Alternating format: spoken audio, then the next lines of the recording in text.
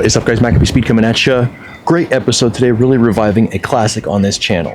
Got the Challenger Bullpup Big Bore in all of its 9mm glory here.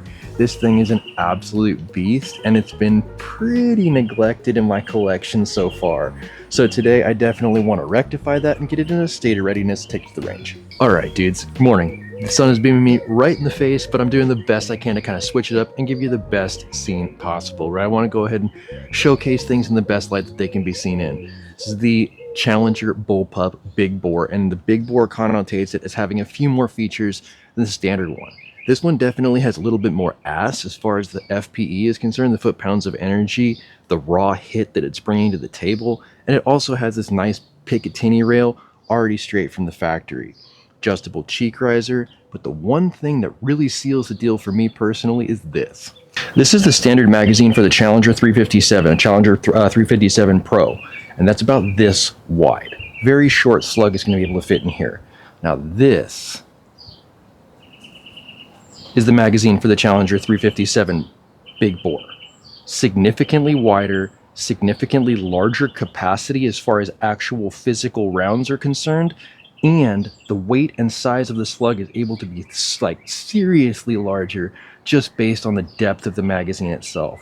You can't overstate that. This is a defining feature of the Big Bore that you're just not going to find on the standard or on the Pro. Just to go ahead and really drive that point home for you guys, this is the slug that you're pretty much able to run in the standard magazine versus this 9mm monster in the larger magazine. So it is a sizable difference, and it makes a huge difference on terminal impact. I'm very lucky actually, because these are rare magazines, right? There's not too many of these 357 9mm Big Bores out there, and I have two magazines, two billet aluminum ones. So shout out to Terry Fox for being an absolutely great source of factory components. Now thankfully, this is one of the ones in my collection that's actually been really good to me. And as you guys can see at this point, it does have pressure still. It's absolutely got pressure right now. Been holding pressure over the entirety of its lifespan. So I expect that I could literally put a magazine in this, put ammunition in the breech, and then send it downrange, no problem. The only thing that we're actually lacking at this point is a scope. I'm not going to put a bipod on this. That's why I've kind of got like the light rail kit as opposed to the full rail kit on it at this point. This is kind of just to turn heads with the firearm guys, but I wanted to go ahead and really get a good optic on here to shoot it off a bag. The range I'm going to, a lot of the guys just sit off of a bag rest in their shooting lanes and then shoot to their heart's desire. I want to be one of those guys, and I want to, when in Rome, do as the Romans. So we'll set this up and we'll go ahead and get the scope mounted together.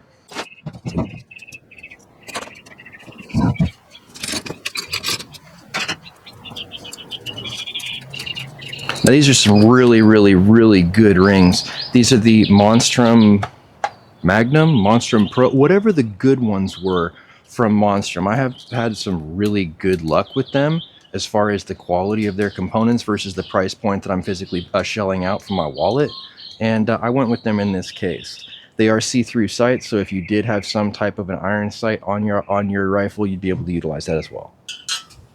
Is this clear? Oh, it does clear. It clears super clean. Look at that. Good clearance, Clarence. How's my eye relief? Super good. Super glarified, but super good. I can see that reticle clear as day. It's nice when it works like this. Sometimes I fight it and absolutely nothing works with me whatsoever. But definitely today this one kind of came together significantly easier than other builds. Did I really have anything else that I actually need to do with this guy? I think I'm pretty much already sold as far as my ammo selection is concerned. I do want to go with the Texoma Precision Pellets. I think these are 150 grain, but I definitely wanted to go ahead and defer to this guy. Very solid round. Nice hollow point.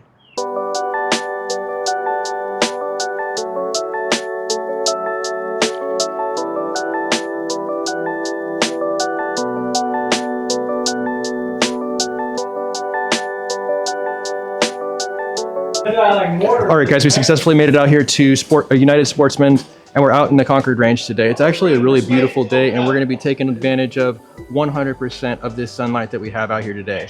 Got some new equipment with us today. We do have our Caldwell. We also have our Garmin up there as well, and we got the 357 Bullpup ready to rock and roll with the big glass on it. Should be a really good day for everybody involved. A little bit louder than typical range, but it's going to be cool.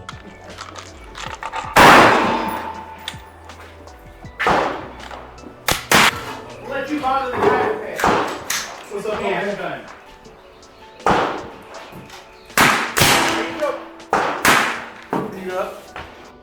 That one actually makes noise. About 400 foot-pounds. What kind of velocity you get? 900? 960 with 151 grain. 151 grain. What caliber? 9 mil. That's lethal. Yeah, you drop a deer with this, no problem.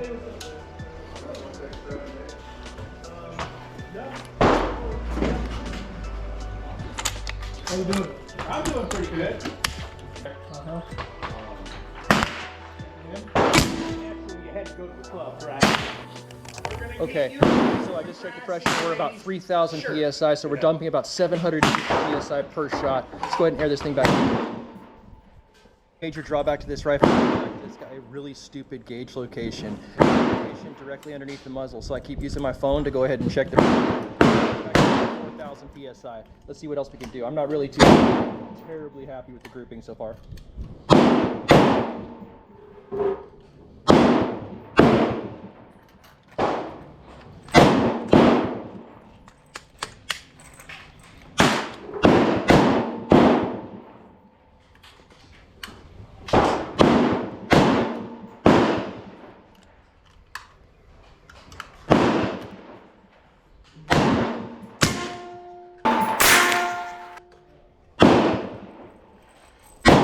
Back up to 941 feet per second, and we're right back in that nice baseball-sized kill zone for a deer that we're looking for. Pressure is really going to matter. It's about patterning what we're going to get out of it on a specific fill.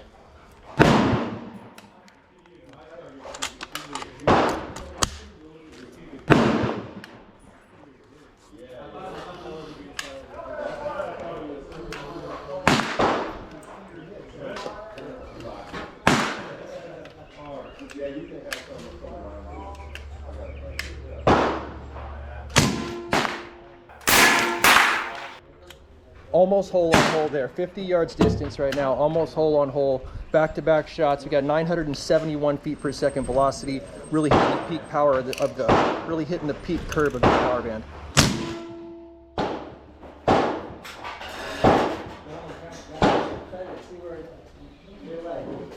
I think we're a little bit high.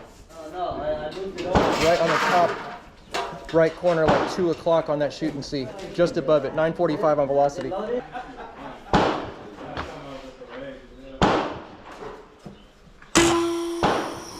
Failure. We had a failure. Something happened there.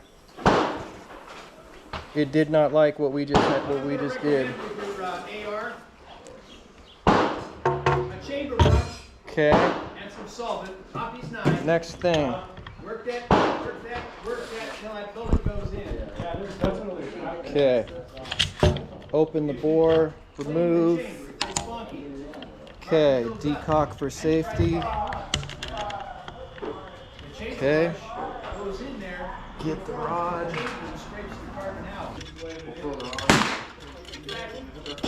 it was me,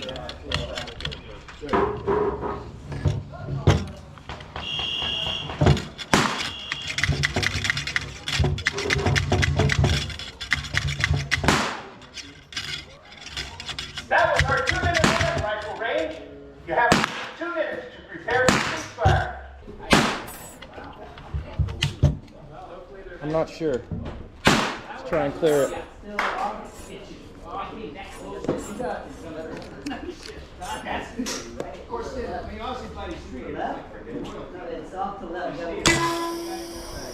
Yeah, this is jammed badly.